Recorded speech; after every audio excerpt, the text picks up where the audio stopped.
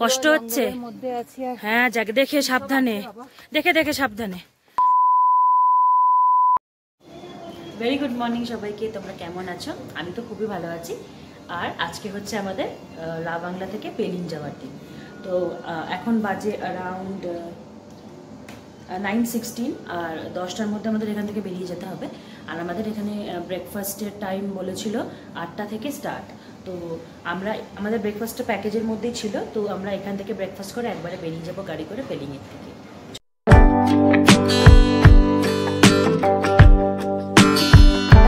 এসে গেছি বার্ড পার্কে। এটার নাম হচ্ছে সিটকিয়ং টুলুক বার্ড পার্ক। আর এখানে বলছিল একটা নাকি এও আছে। টিকিটটা দেখা, এই যে টিকিট, এটা হচ্ছে টিকিটগুলো রেখে দিও হ্যাঁ মা। তো এইটা হচ্ছে একটা বার্ড পার্ক, প্লাস একটা নাকি ফোর্ট আছে বললো না, ফোর্টও রয়েছে। এখন আমরা সেটাই দেখার জন্য এসছি। চলো, এখানে মোস্টলি সব ন্যাচারাল পার্কস। এই যে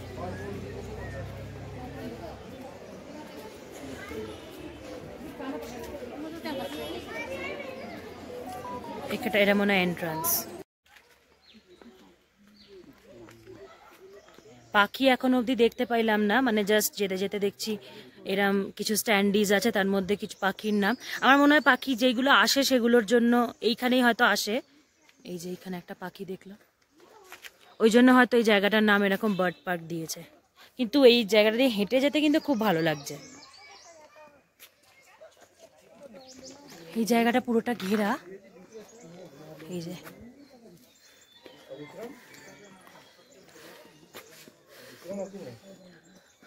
অনেকটা স্টিপ জায়গাটা, এই পাহাড়ে ওঠার মতো steep.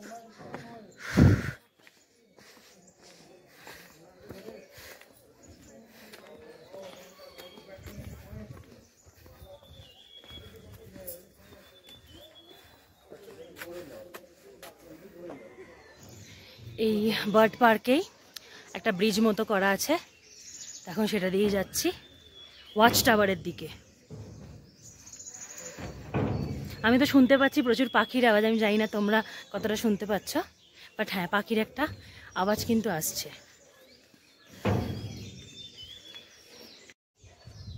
List of local birds. এই যে এইখান দিয়ে হচ্ছে, এখানে ফিডিং জোন, এখানে পাখিদের খাবার খাওয়ানো হয়। আর এই যে জাল ছিঁড়ে গেছে, সেটা বল।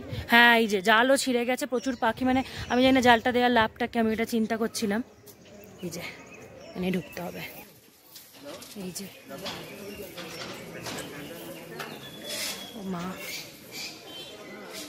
যে যে পাখিগুলো আছে সেগুলোর এখানে নাম লেখা।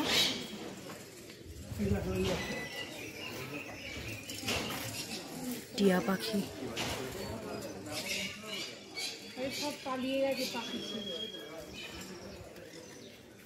এরকম একটা সেট আপ করে রেখেছে।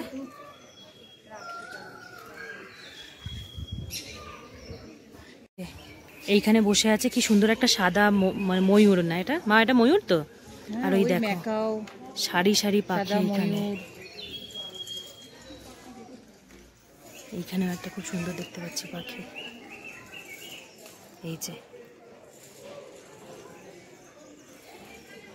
পেলাম, দেখো এই দেখো, ও মা কি সুন্দর।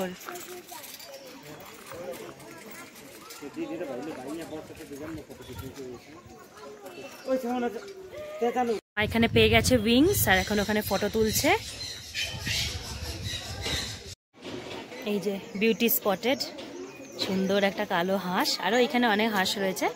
মা এখানটা আসো একবার, হাঁসটা দেখো, রাজহাঁস, রাজহাঁস না, বিউটিফুল।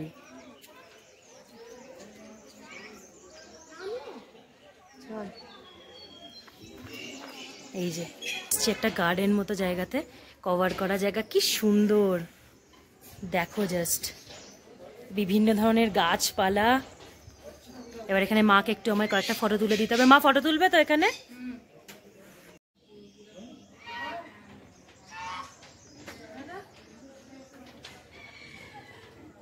চলে এসেছি বার্ড পার্কের শেষের দিকে। এবার এখানে একটা ফোর্ট আছে, পুরনো ফোর্ট, এবার ওটা দেখতে যাচ্ছি। যে যাচ্ছি এবার প্যালেসের দিকে। এই যে বার্ড পার্কটা যাওয়াটা রাস্তাটা ওপর দিকে ছিল, আর প্যালেসের যাওয়াটার রাস্তাটা এখান দিয়ে। এখন এখান দিয়ে যাই না, কতটা হাঁটতে হবে, দেখি হেঁটে হেঁটেই যেতে হবে। এটা যাচ্ছি ফোর্টের দিকে। এ কি দাঁড়িয়ে পড়লে কেন গো? খুব টাই ফিজ অবস্থা, প্রচন্ড কষ্ট হচ্ছে। হ্যাঁ যাক, দেখে সাবধানে, দেখে সাবধানে। একটা ভীমরুল এসছে, আর সত্যি হাঁটতে খুবই কষ্ট হচ্ছে। জায়গাটা খুব ভয়ঙ্কর। পুরো গাছ ঘেরা। বাবা চলো। জঙ্গল। ও মা, বাবা জঙ্গলের মধ্যে দিয়ে বিশাল দূর, মা তো একদম যেতে চাইলো না। হ্যাঁ বলে আমরা we are not even half. কিছু সাউথ ইন্ডিয়ান টুরিস্ট ছিল, ওদের জিজ্ঞেস করলাম অনেক দূর, আদেও কিছু আছে কিনা আমরা কিছু জানি না। আছে মানে বলছে রুইন্স আছে। এবার একটা রুইন্স দেখার জন্য বেকার আমাদের এখনো এখানে থাকতে হবে কদিন। হ্যাঁ আর তো কেউ নেই না, পুরো গাছে ঘেরা। বাবাও আসেনি, বাবা বার্ড পার্ক দেখে চলে গেছে। স্লিপার পরে এসেছে। এক্স্যাক্টলি, এই যে আমি স্লিপার্স পরেছি। আসলে আমাদের মানে আজকে কিছু সাইট সিইং কভার করার কথা ছিল না, আজকে আমরা জাস্ট রাবং থেকে পেলিং যাচ্ছি, আর মাও সাহস পেল না। এক্স্যাক্টলি, আর শরীরকে কষ্ট দিয়ে সত্যি ওভাবে উচিত না, গলা শুকিয়ে যাচ্ছে। এক্স্যাক্টলি। এবার একটু টয়লেট যাবে তো, হ্যাঁ এবার দেখি এখানে একটুখানি টয়লেটটা যাবো। খুব দুর্গম। এক্স্যাক্টলি, চলো। চলে এসেছি পেলিং এ, আর একটুখানি রেস্ট নিলাম, আর ড্রেস চেঞ্জ করার পর এখন লাঞ্চের জন্য আমাদের ডেকে গেল। তোমাদেরকে দেখাই একবার আমাদের পেলিং এর রুমটা। এই যে এই হচ্ছে পেলিং এর রুম। রা বাংলার মতো অতটা সুন্দর না, বাট ঠিক আছে, চলে যাবে। আমি আর মা এখানে শুয়ে পড়বো, আর ওইখানে বাবা শুয়ে পড়বে। আর এই এখান থেকে ভালো ভিউ আসছে, এখন দেখা যাবে না। আর আমাদের রুমটা যেটা দিয়েছে সেটা হচ্ছে 6 তলায়, আমাদের অনেকটা করে নামতে হচ্ছে। আর সিস্টেমটা এমন হচ্ছে, কিছুটা উঠে একটা ছাদ মতো আছে, ওখানেই আছে রেস্টুরেন্ট, আর আরেকটুখানি ভেতর দিকটা এসে এই বিল্ডিংটা, মানে যেটাতে এখন আমরা আছি, আমরা এখন নামছি রেস্টুরেন্টে যাওয়ার জন্য। এই হয়ে গেছে খাবার রেডি। এই যে ডাল, ডিমের কারি, 2টো ভাত, সালাদ আর আলু ভাজা। মা খিদে পেয়েছে তো, খেয়ে নি, চলো।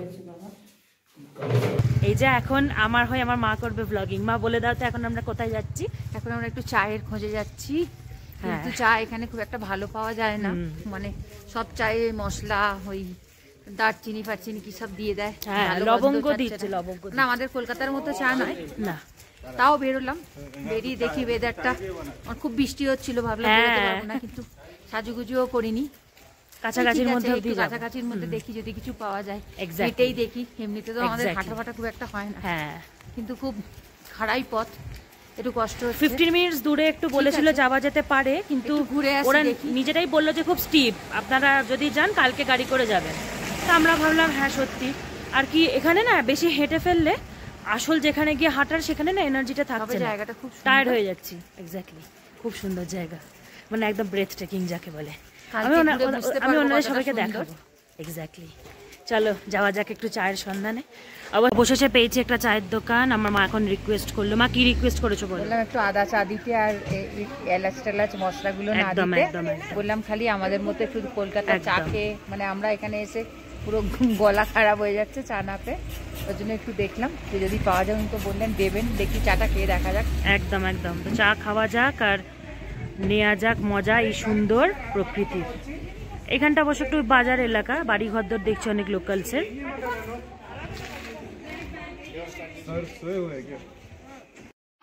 এখন বাজে 7:30, কিন্তু এদের 8টার মধ্যে সব স্টাফ চলে যায় বলে এসে গেছে ডিনার। এখানে আছে চিকেন, এটা হচ্ছে আলুর একটা সবজি, এটা হচ্ছে একটা মিক্স ভেজ, আর এটা ডাল, আর এর মধ্যে আছে হচ্ছে রুটি। এটা এতে দিয়ে গেছে, হটপটে দিয়ে গেছে যাতে অনেকক্ষণ থাকে। অবভিয়াসলি 7:30 কেউ ডিনার করবে না। এই যে এটা হচ্ছে ফুল প্ল্যাটার।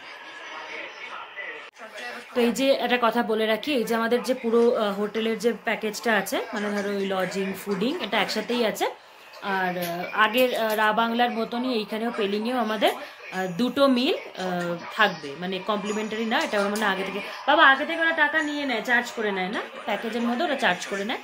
তো ডিনারটা যেমন আজকে আমি দেখালাম দিয়ে গেলে, এরমভাবে কালকে সকালে ব্রেকফাস্টটাও পাবো। তো ব্রেকফাস্টটা এক্ষুনি বলে দিলাম ওদেরকে, মানে আমাদের জিজ্ঞেস করে গেল কি লাগবে। আর এই যে ডিনারটা দিচ্ছে, এটা এতটা কোয়ান্টিটি দিচ্ছে 3 জনের জন্য, যে আমাদের প্রায় প্রতিদিনই নষ্ট হচ্ছে। ইভেন কালকেও আমরা একটা রাইস পুরো ধরে ওদেরকে পাঠিয়ে দিয়েছিলাম, মানে আমরা খেতে পারিনি। আর স্বাভাবিকভাবে খাবার নষ্ট করা তো উচিত না। তো আজকেও জানি না, মানে আমরা আজকে রুটি যেহেতু নিয়েছি, আমরা বলে দিয়েছিলাম কটা রুটি লাগবে। তো যদি নষ্ট হয় চেষ্টা করব খাবার, কিন্তু মোস্ট প্রবাবলি অতটা খাওয়া যাবে না, আবারও আজকে হয়তো দিয়ে দিতে হবে।